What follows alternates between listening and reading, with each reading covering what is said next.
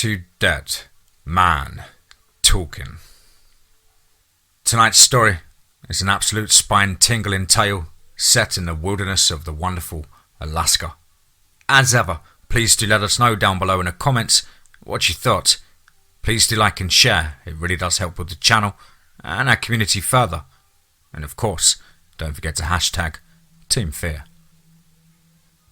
As I can see from his Reddit profile, he really does live the Alaskan life, with mushing huskies throughout the snow. So really do take into account with this story that he really does live some of this on an everyday basis. With that aside, let's get into tonight's story, entitled Alaskan Guide, Trapper and Monster Hunter. Let's get straight into that.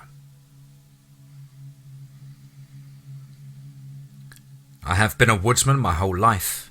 Growing up in the state of Alaska, I spent a great amount of time in the wilderness, countless days tracking down massive bears, moose and caribou, weeks at a time mushing sled dogs across frozen rivers, and being a guide on the most difficult hunts taught me the survival skills that most of my colleagues will only dream of, which is why I have made my living off the land on a remote homestead in the Matsu Valley, south of Denali National Park.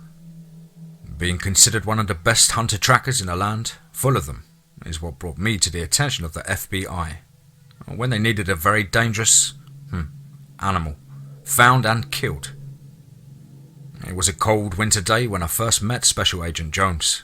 I was just done feeding my huskies their usual mix of hot water, salmon, and the best commercial dog feed you can get. Trudging along towards my modest little log cabin to warm my cold body, I heard the whining of a snowmobile engine coming up the trail. It was unusual to hear a snowmobile on a Tuesday with the weekenders gone home for the time being. So patiently waiting for it to continue west towards town, it suddenly turned north towards me. 10 minutes later, a smaller man wearing a fish and game winter jacket on a newer trail model pulling into my yard. The dogs, hearing a strange machine pull into the yard, began barking and howling with glee. The man was clearly quite cold as he quickly killed the two-stroke engine and walked up to me. He pulled off his glove and stuck out his hand. I quickly took his hand and greeted the man. "Special Agent Jones," he said. I looked at the man and seen instantly he was out of his element, with cold hands, red nose, and a constant shivers told me everything. And so I said to this ill-prepared man, "Come on inside, Agent Jones. It's mighty cold out here." Once inside and seated with a cup of coffee, I finally asked, what would an F.B.I. agent want with a bush rat like myself? The man straightened himself and said, "The F.B.I. would like to employ your services as a tracker, sir." Well, I guess I was good at what I do, but I wasn't expecting this. "I see. And what exactly do you want me to track?" I asked. "Well, he stuttered. "We're not exactly sure." "You're not sure, huh?" I said, puzzled. He explained what happened. A couple of teenagers were found on the Old Pearl River, one with their skull smashed open and one with his chest crushed. No scratches, bites, anything on them. I asked, in bewilderment.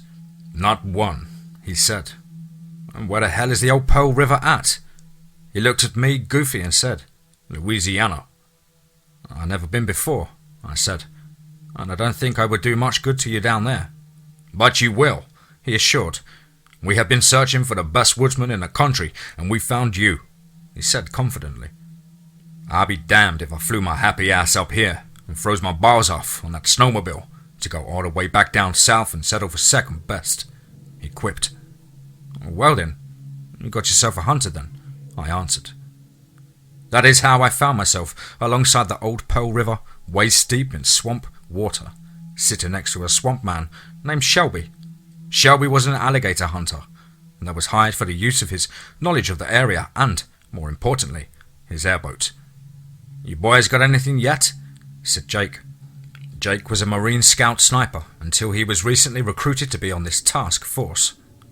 "Sorry, Jake, not shit," I told the sniper.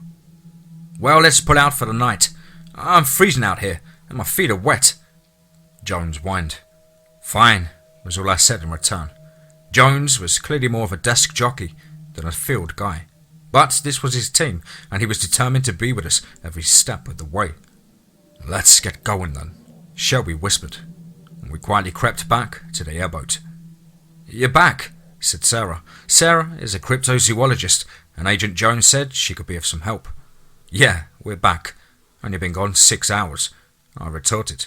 Ignoring my sarcasm, she said, "I've been doing some research, and I think I know what we're dealing with."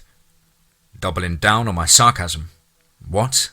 You don't believe what Jones told the public? You know a bear that crushes people instead of chewing them up?" She grinned and proudly stated, "Nope, not even a little." And Shelby fired up the boat, went and picked up Jones and Jake, and we all decided to regroup in the morning. "Swamp ape, huh?" Jake sneered. Sarah glared at him through the sunglasses and spoke. "Sure as shit wasn't a bear, Jake. You saw the bodies." "Yeah, that wasn't no black bear," was the short, athletic man's only reply. "How do we kill it?" Shelby asked. "We don't," answered Sarah, while staring at me. "We trap it," she stated. "How in the hell are you going to trap an 800-pound pissed-off swamp monster?" Jake intelligently asked. "To trap an animal, you must know the animal and what it eats, how it walks, how intelligent it is, and the way it thinks, among other things," I informed, and Shelby then stated the obvious. "So back to square one? Find the damn thing." Just then Jones came back to the table. "We gotta go, right now," he ordered. "I'll explain on the way." "Fucking A," Jake cursed as we pulled up to the scene. 8 pigs dead, 5 smashed skulls and 3 ripped throats. We got out of Shelby's old Ford truck and quickly investigated the scene. They were all killed maybe 3 hours ago, and large 3-toed tracks with webbed feet were heading towards the swamp. I told Jones that I should start tracking now and the others should get going on Shelby's boat. "Can't send someone out there alone. I'll go with you," he said. "No, you can't. Someone has to stay and deal with the farmer and the press when they hear about this," I explained. "Jake, what about you?" Jones questioned. "I left my M40 at the room," Jake confessed. "What about me?" Sarah asked. "You ain't got no gun though," said Shelby. "I'll borrow your pistol," Sarah replied. "Fine with me, I guess," I approved. Jones simply nodded, and Shelby handed her his old 1911. I already had my .45 Colt on my hip, and so I pulled my Marlin .45-70 out of Shelby's truck, and off into the swamp we went. And for about 7 hours we tracked the beast through the swamp. It was clearly quite intelligent, as it made almost no tracks as it moved through the forest, thus making my task very difficult. Finally, as we crept through the swamp, we heard a noise just ahead. I quickly motioned for Sarah to stay still, and then I saw the monster.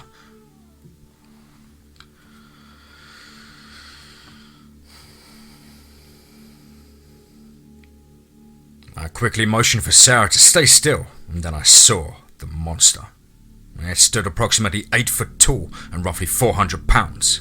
The monster's arms had to be at least 5 foot long, and the thing was covered in a reddish-brown fur. Almost the instant I saw the creature, I smelled it. It had a horrible stench of rotten milk and wet dog, but the thing that seemed the strangest to me was its eyes, red and menacing, and with a slight glow to them. I pulled the lever gun against my shoulder and took aim. Sarah squeezed my right arm slightly. "Please don't," she asked. I locked eyes with her and lowered my weapon with a slight sigh. The monster let out a deep, loud howl and continued into the swamp. That night, I laid in my shitty motel bed and thought about why I didn't shoot the monster. I mean, I had a clear shot, even if I had told Jones that I didn't, and a .45-70. I could have dropped it before it knew what hit him. I arrived at the conclusion that I didn't take that shot because Sarah had asked me not to. Sarah.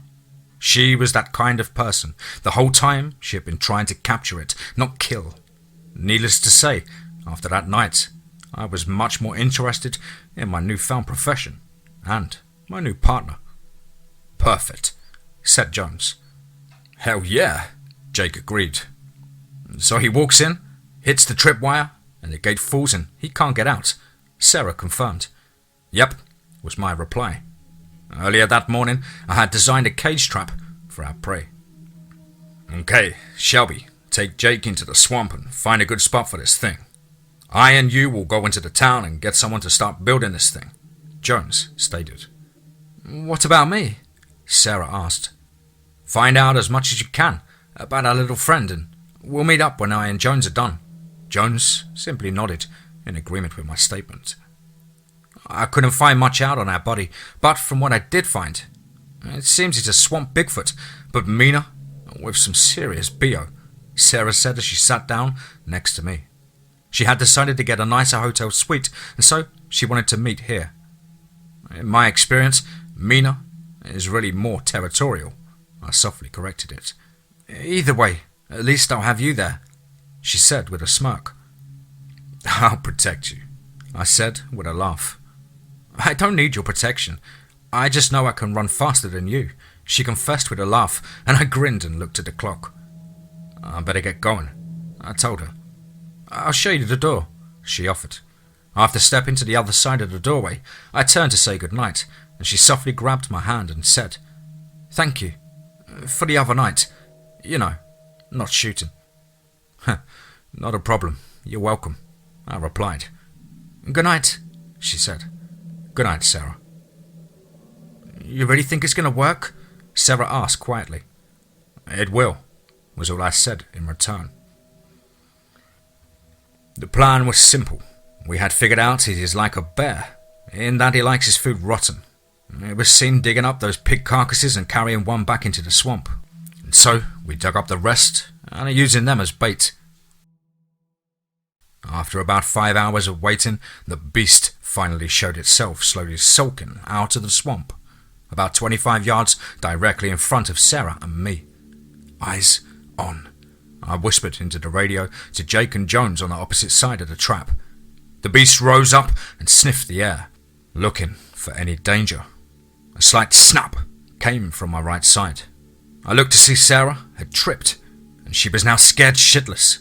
Turning my eyes back to the beast, I found those big red eyes were locked on me.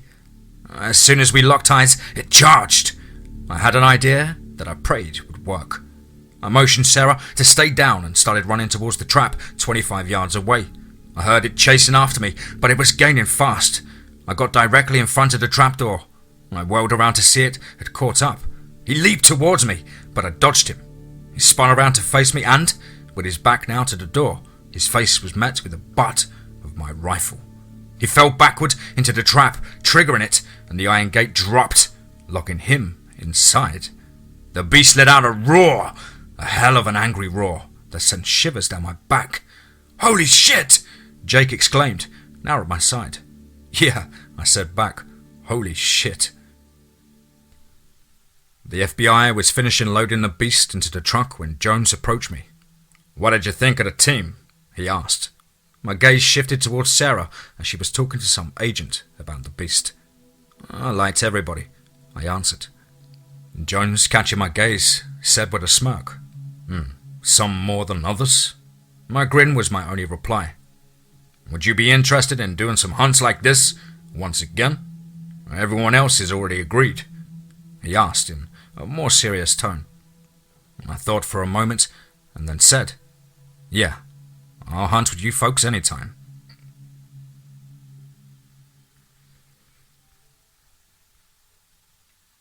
Alaskan Guide, Trapper and Monster Hunter. Part 2. Let's get straight into that. I pulled into the little mountain town at about 10:30 a.m. I looked at the thermostat on the dash of the new Dodge. It read a bone-chilling -24 below. I pulled into the nearby abandoned campground and found the 5 Arctic-grade tents that I recommended for this hunt. Me, Shelby, Jake and Sarah would all get one of the 4 smaller, private tents to ourselves, while Agent Jones would stay in the larger tent that would double as a headquarters and cafeteria for this hunt. I unloaded the 40 Huskies out of the custom-built dog box on the back of the Dodge and set up a lean-to structure that would serve as their house for the next couple of weeks. I then made my way to HQ tent and checked the fire burning in a wood stove. It was nearly out. I mentally questioned my team's basic winter survival abilities while I patiently built a roaring fire to warm the tent. I was enjoying the warmth of the fire when I heard the black SUV pull into the campsite. "Whoa, nice ride," Jake commented on the new truck. "I thought you drove an old Ford," Sarah questioned. "I did," I replied while looking sharply at Jones. Jake, putting two and two together, jokingly questioned, "You bought him a truck? Where's my bonus?" Jones, always serious, answered, We needed dogs, and do you know another musher with a security clearance?" Shelby then broke into our conversation. "Come on, the pizza's getting cold." We went inside and ate, and then Jones broke the small talk. We all knew why we were here, but Jones finally explained in detail what happened. Turns out that a group of 5 snowmobilers went into the backcountry for a weekend trip. They were found dead the following Tuesday, or I should say, what was left of them was found dead. The bodies were severely mutilated, eaten by some strange beast. The bodies were found in a campsite, which had been completely trashed by whatever had done this. All 5 snowmobiles were found at the campsite unharmed, in operating condition, meaning that whatever happened, it happened so fast that they couldn't run to their machines to escape. There were no tracks found too, in the high wind having blown away the tracks. The locals had removed the bodies but had not disturbed anything else, and so we decided to head to the crime scene early the next morning to assess the situation properly. At daybreak, I hitched the teams of dogs to the 4 dog sleds I had brought with me.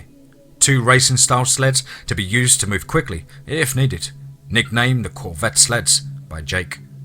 A large freighting-style sled for moving bulk gear, the trucker sled, and a multi-passenger touring-style sled, the station wagon. I gave everyone a crash course in dog mushing and assigned everyone a sled.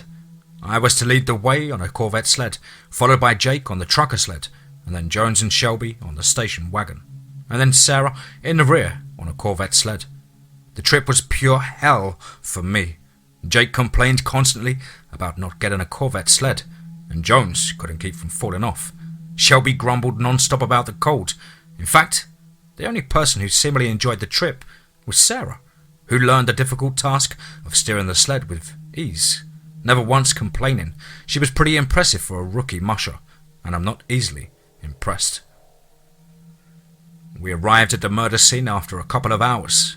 They had picked up a good spot for a camp, surrounded by 3 sides of trees, but still in the heart of the mountains, perfect riding country. I quickly surveyed the small campsite. There were 3 small Arctic grey tents, equipped with small propane heaters for warmth. Apparently, the victims had been a group of 2 women and 3 men. The tents were collapsed from the snowstorm on the night of the murder. But upon entering the last semi-standing tent, I found about a dozen beer cans scattered on the floor of the tent, and with another 12-pack in the corner. I kicked around in the snow and found the remains of the campfire. It had burned to nothing but ashes, telling me it had burned out on its own and was not put out, so the campers must have been awake at the start of the attack. Jones approached me. What do you think happened?" Whatever it was, hit so hard and fast that they couldn't even get to their snowmobiles, and it didn't help that these folks were probably drunk, sitting around the campfire, not paying any attention. After a brief silence, Jones spoke up. "I got a couple of things to fill out here, and I want to take some pictures of the scene." I thought of the best thing to do and responded, "I'm going to go search around over there in the trees, and the wind would have hit them so badly, or maybe I could find some tracks." The group of trees was roughly 1,000 yards up the mountain to the north, further away from the town in the valley below, the most likely spot for a animal to retreat to. Jones looked at the trees and replied, "Them trees look a good distance away. Take your radio and Jake." I nodded in agreement and found Jake sitting on one of the dog sleds. "Hey Jake, you want to take a look up there in that group of trees?" I said, motioning to the said trees. He slowly rose from his seat, glanced up at the trees up ahead and said, "Sure, I guess." "You got your rifle?" I casually asked. "Nah, I left it back at the tent," he answered. "Got a sidearm?" I questioned, hoping he wouldn't have been foolish as to come to the backcountry unarmed. "Yeah, I got my Glock," he answered. "Oh, okay. Do you carry a 40 S&W or 45 ACP? I curiously replied, slightly relieved. 919mm Parabellum. What about you? He asked. 9mm? What the hell are you going to do with a 9mm? I asked, quite aggravated. What do you mean? He asked, completely bewildered. I mean, we're not fighting people. Whatever we are out here hunting ripped 3 people apart before any of them could do a damn thing about it. You think you're going to put what did that down with something that takes multiple shots to kill a person? I stated, now quite angry at his ignorance. He returned my anger in kind. Go to hell, Josh. Who the hell do you think you are? I carry what I damn well please. You like to walk around like you're in charge or something, but hear me now. You're not my superior. For a moment, I considered knocking out his teeth for his ignorance and attitude. But before I could act, Jones stepped between us. Settle down, you two, he said angrily. I didn't make this team to fight against ourselves, damn it, he shouted, pausing for a moment and then continuing. Shelby, why don't you go with Josh? Fuck that! Ah, God damn it, Jake responded. Jones looked at me for confirmation. I just nodded once. Jake, go ahead and jump on Sarah's Corvette sled. The snow is hard on top but icy. We'll have to find booties on the dogs to protect their feet. I directed Jake, and he nodded once in confirmation. I quickly put the booties on the dogs and looked up to see Jake on the runners of his sled, and off we went. We arrived at the tree line and quickly anchored off the dogs. I walked over to help Jake and seen a small speck of blood on one of the leader's paw, also noticing that one of her booties was missing. God damn it, I said with a clear aggravation. What? Jake asked. Upon closer inspection, I found he had put several booties on wrong, so they could easily fall off. You put the damn booties on wrong, I answered. Excuse me? Jake said sarcastically. I shook my head and replied, I think I'll fix it. Would have worked better. Kiss my ass, was his reply. I started to head into the woods and he soon started to follow. We searched for a couple of hours in an uneasy silence until I found a track. Hey, come here, I motioned for Jake. What in God's name is that from? He asked. I don't know, I said. The track was about 2 foot long and 1 foot wide, and with long toes ending with 6-inch long claws. They were fresh, fresher than they should have been. They're heading north, I said. But I want to see where they came from. Follow the tracks backwards to find out, I told Jake. Sure, he answered. And take my rifle. Wouldn't want this thing to shove that 9mm up your ass, I mocked. Haha, fucking funny, he replied, obviously annoyed. I began following the tracks northward, chuckling lightly to myself. What kind of a fool would come up here with a damn pea shooter? Jake didn't strike me as an idiot, but now I found myself questioning my teammate. Even if he carried a small pistol and an adequate rifle, he would at least be able to walk safely. But no, the dumbass left his rifle at camp. So now I am left with nothing but my Colt 45. While adequate, it lacked the range and the sheer knockdown power of my 45-70. My internal rant was interrupted by the slightest movement out of the corner of my eye. I quickly spun towards it, crouched and focused my sight on it. The beast was climbing up a steep bluff, 250 yards to my 10 o'clock. I was too far away to accurately tell, but it looked to be at least 10 to 14 feet tall, with what looked like 3-foot antlers growing from its head. It finally reached a small ledge and stood, looking on the valley below him. I slowly pulled my pistol from its holster, knowing it would be useless at this range, but the familiar weight in my hand was reassuring. The beast luckily did not see me, and turned and ducked into a low cave. I quickly made my way back down the mountain with extra caution, and finally I made my way to the 2 parked dog teams, where Jake was waiting for me. Where the hell have you been? He questioned, handing back my rifle. I saw it, I replied. Seen what? He asked with curiosity. To hell if I know, I replied. We quickly readied the dogs and made our way to the ruined campsite, where everyone had been waiting on our arrival, and Jones started questioning. You two get lost? No, we found something, I replied. Found what? He asked. Tracks, coming from that ridge. Jake answered, pointing to a tall bluff about a mile to the west. Fresh, only about an hour or two old, I added. My guess is you followed them, Jones asked me. Yeah, I followed them, I answered. What did you find? He asked again. I don't really know, I answered. He nodded quickly. Sarah, he yelled. I quickly described the creature to Sarah while we packed our gear to go, answering any and all questions she had, and then we quickly returned to our campsite. I started a fire in Jones' tent. No one else could, while Sarah started to research what I had seen. I decided to ask Jake more about what he saw. Hey Jake, you mentioned that you followed the tracks that led to that ridge. What can you tell me about them? I asked. Yeah, them tracks led right to that ridge and, well, it looked to me like it was watching, he answered. Watching us, huh? Must be pretty smart, I stated. I wonder why, though, Jake asked, no one in particular. When wolves return to a kill, they'll sit back and watch before they come back in on the carcass, to make sure that nothing has disturbed it. If they see something wrong, they leave it alone. Too risky for them, I answered. Yeah, if this thing is anything, it's smart, Sarah commented as she re-entered the tent. What do you have on it? I questioned. It's pretty scary. From what you described to me, I think it's what they call a wendigo, Sarah answered. What's a wendigo? Jones asked. I have heard a little from some native guides. They say a wendigo is like a spirit of the forest or something. They say that a wendigo represents the evil of cannibalism, and that if a person eats another, they became a wendigo. They say that a wendigo can drive a man mad and then possess him, making him crave human flesh. Wendigo often can represent extreme hunger, cold, and any sort of evil, really. But I always told it was just a legend, I informed the group. But our buddy didn't possess anyone, and nobody ate no one, so that doesn't cover it, Shelby pointed out.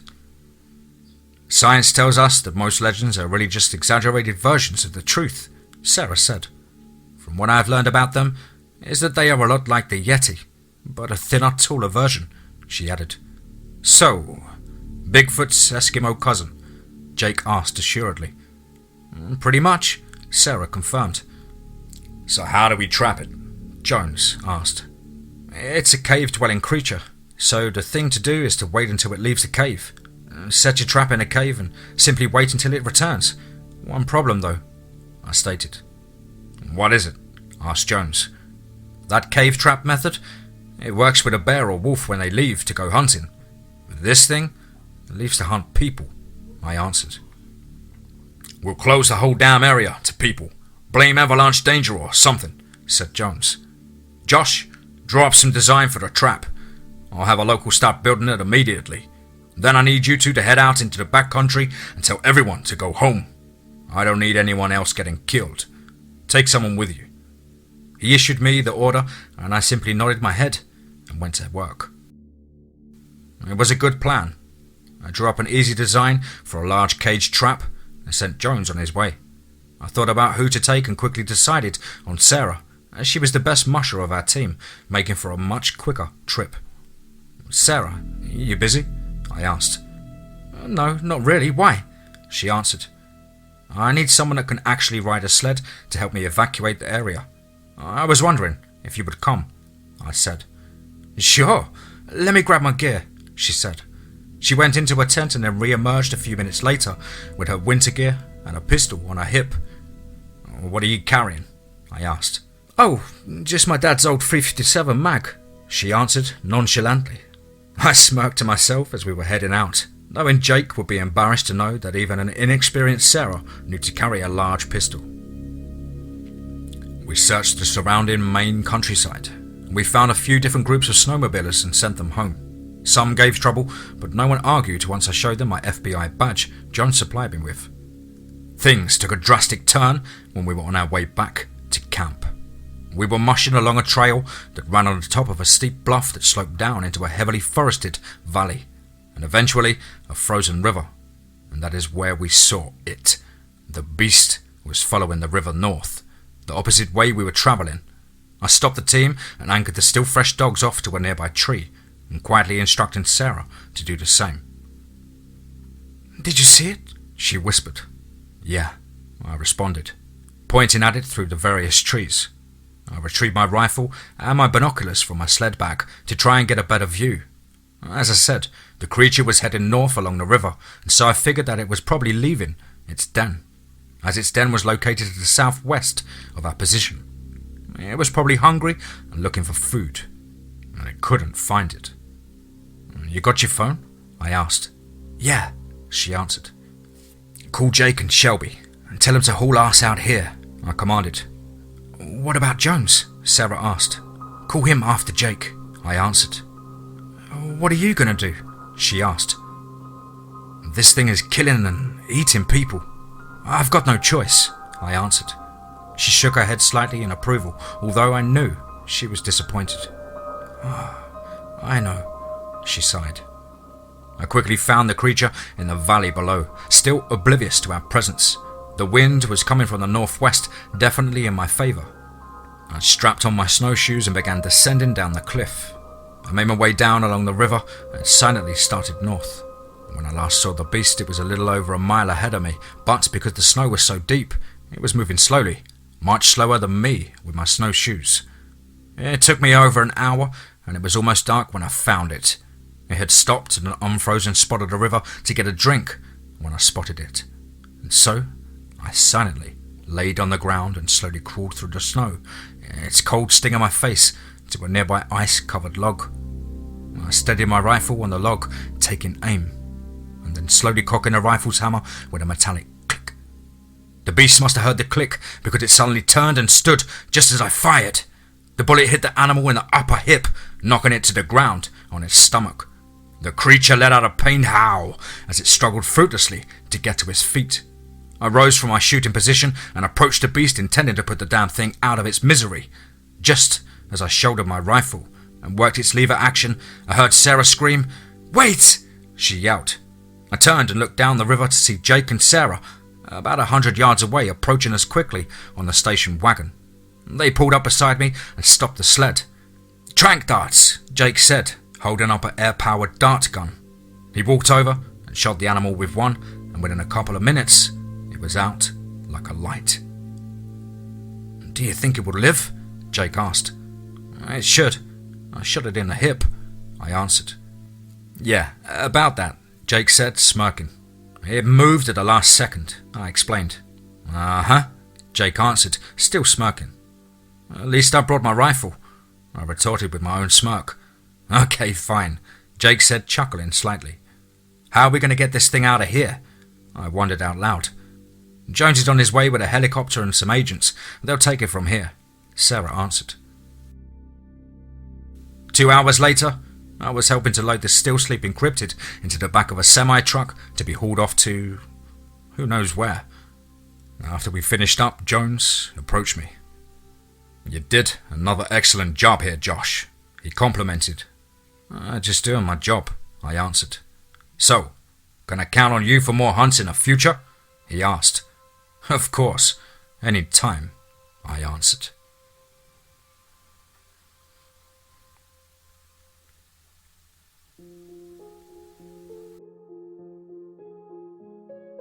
Wow. Absolutely chest-pounding, riveting, wonderfully written there. Awesome stuff. Thank you so much to the author, SledDogGuy, a real-life sled musher, way out in the middle of the wilderness from what I can see on his Reddit. Living the dream there. A young man with a lot of dreams and aspirations, and I wish him the best of luck with his future. Look forward to more of this story if there is. I would love to cover that as well. Guys and girls, as ever, you know the drill. Please do let us know down below in the comments what you thought. Please do like and share. It really does help with the channel and our community further. And of course, help us smash our way through the 50,000 subscriber mark. And don't forget to hashtag Team Fear. I hope you're all having a pleasant week and getting stuck in. And above all, remember, be safe, not sorry.